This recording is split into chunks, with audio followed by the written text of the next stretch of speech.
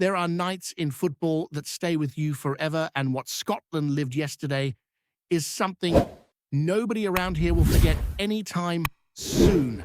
From the moment I woke up, still buzzing with that electric feeling only an epic match can leave, you could already sense that the whole country felt different. The streets seemed lighter, folk heading to work, even though they clearly hadn't slept much, all carrying that same grin they just couldn't hide. And honestly, how could anyone stop smiling after a night like that? I actually had a whole plan ready for today's video.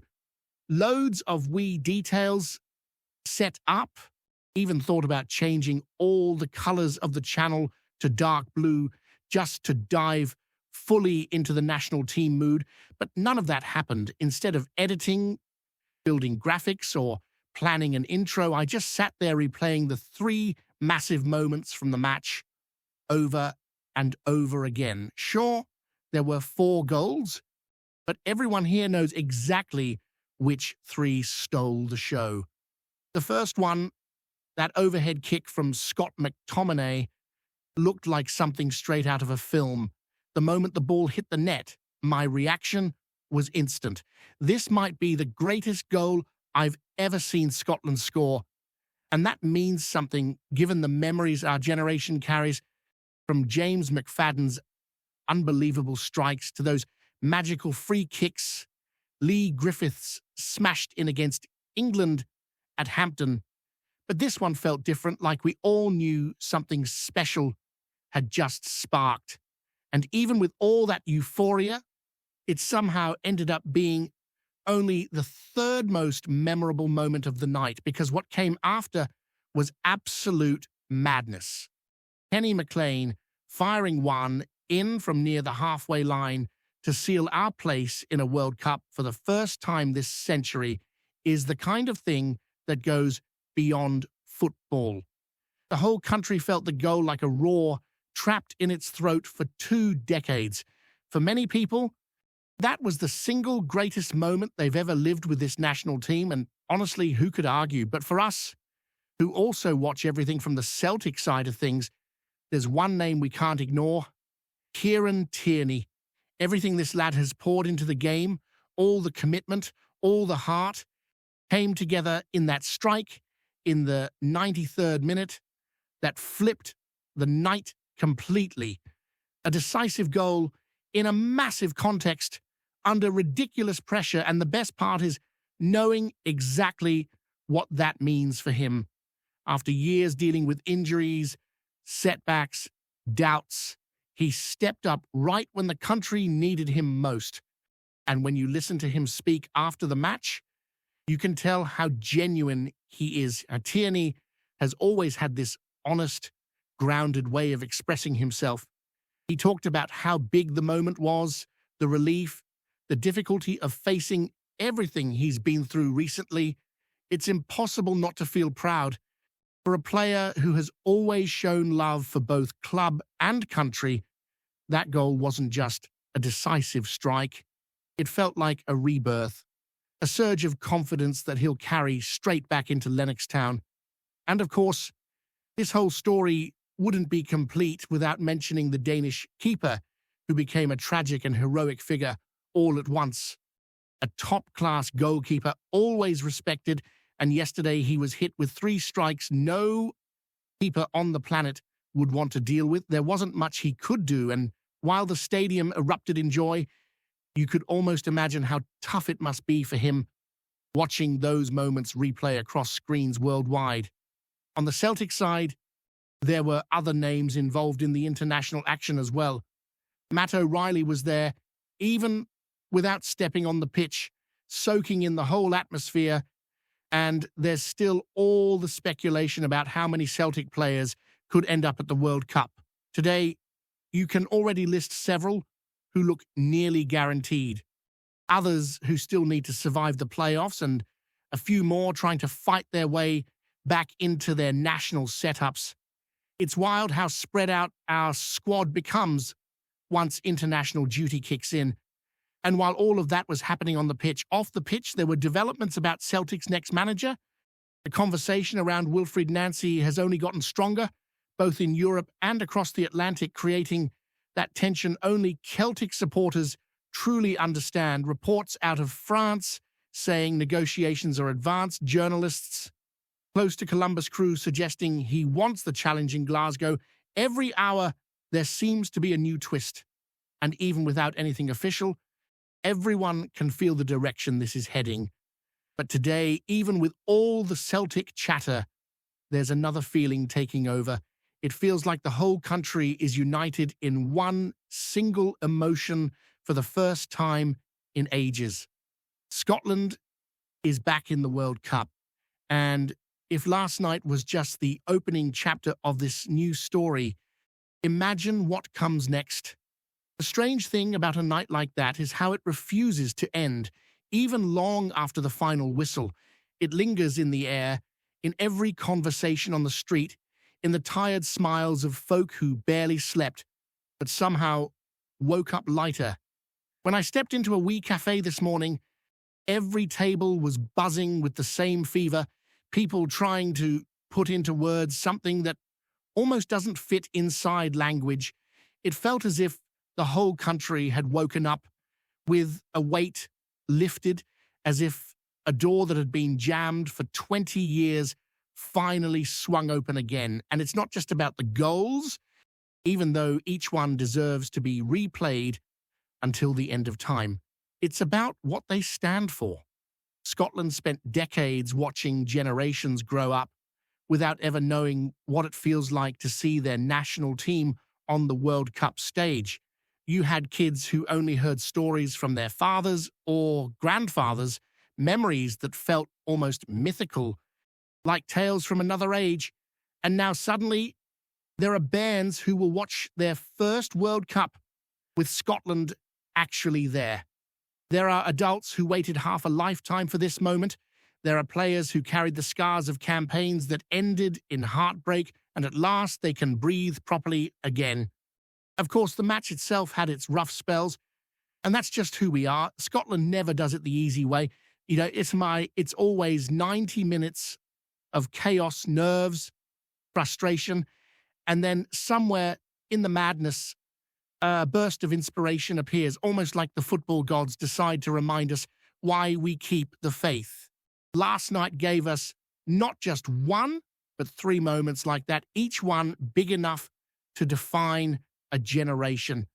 And if the whole country felt that rush, imagine what it does to the players tied to Celtic as well.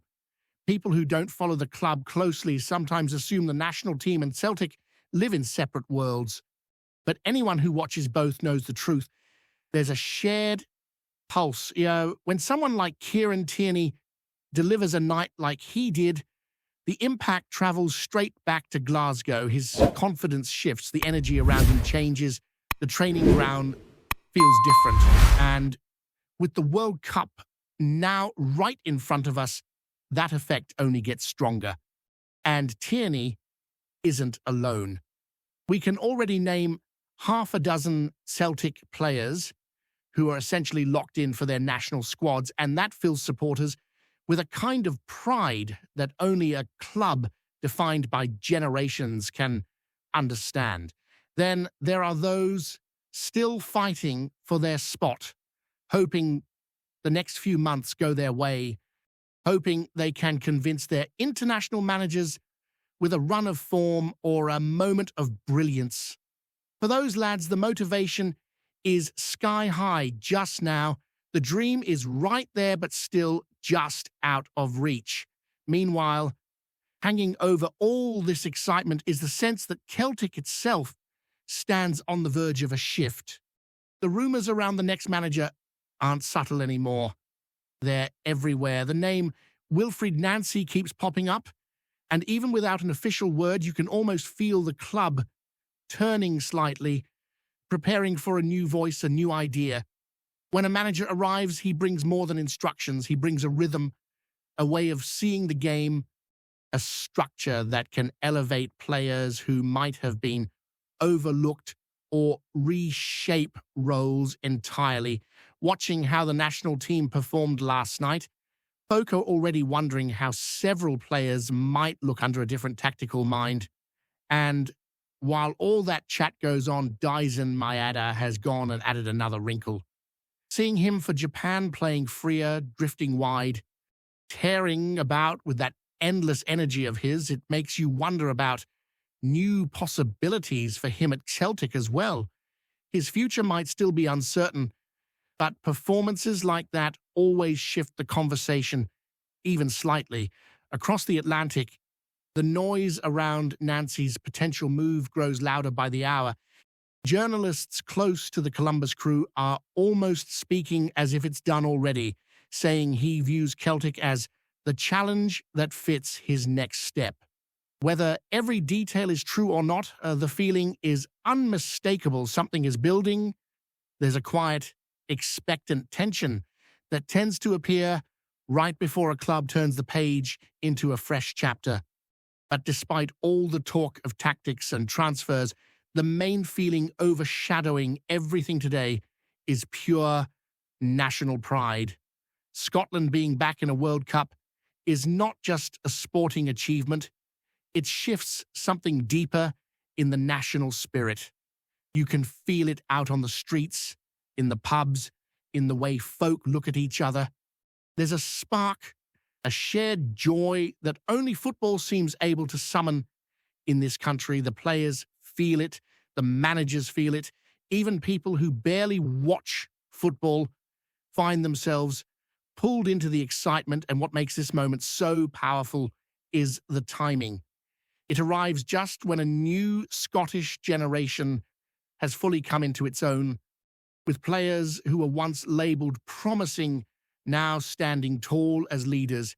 It arrives when figures like Tierney, McTominay, McLean, and the rest have earned not only admiration but trust. Trust that they're not done yet. Trust that the best might still be ahead. If last night was only the opening chapter, then whatever comes next could be monumental. Scotland isn't returning to the World Cup just to make up the numbers. There's a fire in this squad, a belief that we haven't seen in years. The preparation begins now. Every training session, every warm-up match, every tactical choice shaping what's to come. And as the dust keeps settling, you can feel how this moment is changing the way folk talk about Scottish football as a whole. For years, the conversation was always shadowed by what we couldn't do, by campaigns that slipped away in the final hurdle, by that familiar ache of almost Shigala. Now the tone is different. People are speaking with their heads up, their voices steady, as if something inside the national psyche finally decided enough was enough. There's pride again, but not the loud, desperate kind. It's the steady sort, the kind that grows when you know the team earned every bit of respect they're getting, and that shift spills into every corner of the footballing world here. At training grounds across the country, there will be wee lads and lassies taking extra touches today, imagining themselves in dark blue, imagining the roar that followed those goals. That's the magic of nights like these. They don't just celebrate the present, they plant seeds for the future. Somewhere out there, a kid who stayed up late begging their parents to let them watch the end of the match will be heading to school today thinking, why not me one day? Even inside the Celtic camp, you can almost sense the ripple of motivation spreading. Players returning from international duty will come back carrying something extra, a spark in their step, especially those who played a part in making history. The atmosphere at Lennox Town will be different because success at international level always spills into club level.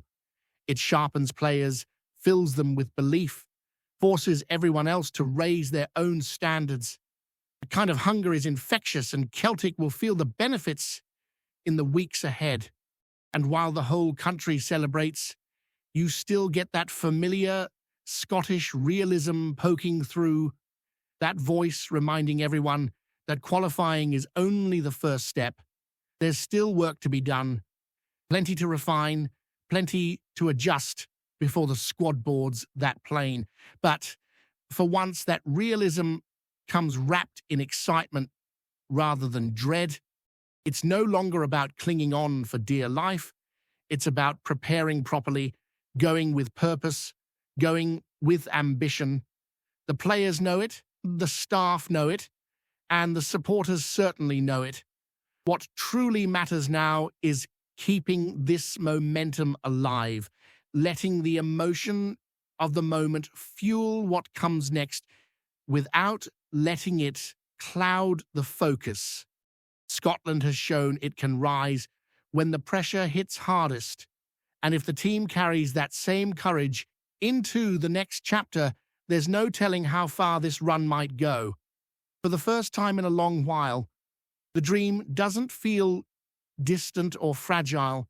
It feels real. It feels earned. And it feels like we're only just getting started. Before we proceed, subscribe to our channel and enable notifications to receive all exclusive news about Celtic FC. Don't miss any details about your favorite team. It's extremely important for Celtic FC fans. Whispers have been swirling round Parkhead these past few days, and they've only grown louder after a bristling message fae Celtic boss Martin O'Neill. Word drifting out of Lennoxtown says the gaffer's patience has worn thin, and his latest outburst, delivered behind closed doors but carried swiftly through corridors and across phone lines, has sent more than a few players shifting nervously in their boots. Whoever's no fully committed, will nae pull on the jersey again, he's said, according to folk close enough to hear it without pressing their ear against the wall.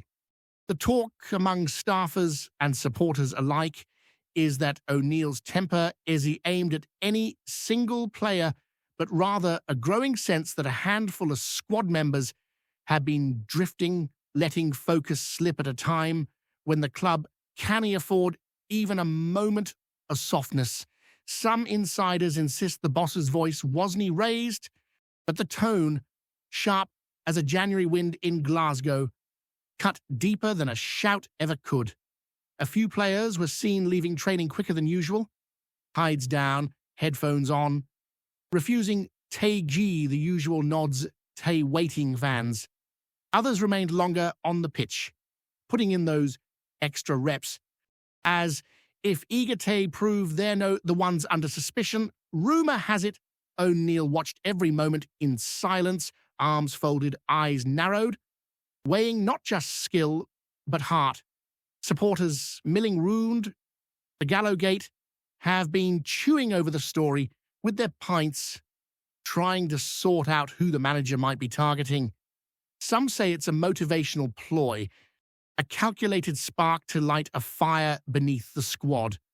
Others believe it hints at deeper tension, the kind that can reshape a dressing room overnight. Whatever the truth, there's a feeling in the air, thick, buzzing, impossible to ignore, that something's shifting inside Celtic Park. And if the whispers hold any weight, O'Neill's made it clear only those ready to bleed, green and white, will stay in his plans. Hello, fan. Don't forget to like and subscribe to the channel, as it means a lot to Celtic FC. Also, share your opinion about the news in the comments below. See you in the next video.